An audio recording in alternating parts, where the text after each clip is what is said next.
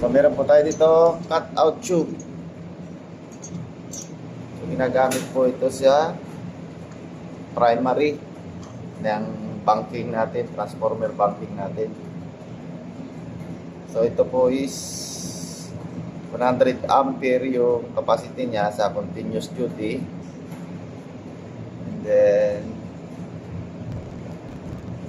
15,000 volt yung maximum. So yung primary natin is nasa 13.8. So pasok siya. And then 10,600 ampere yung interrupting niya.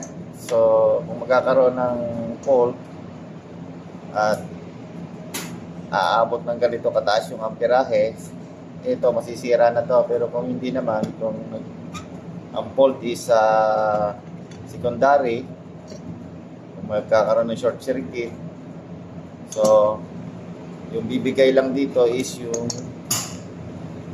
fuse link, no?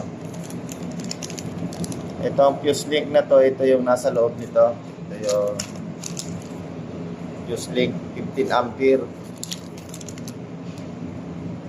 Ito yung ilalagay natin dito sa loob nito para gamitin natin sa transformer bank natin.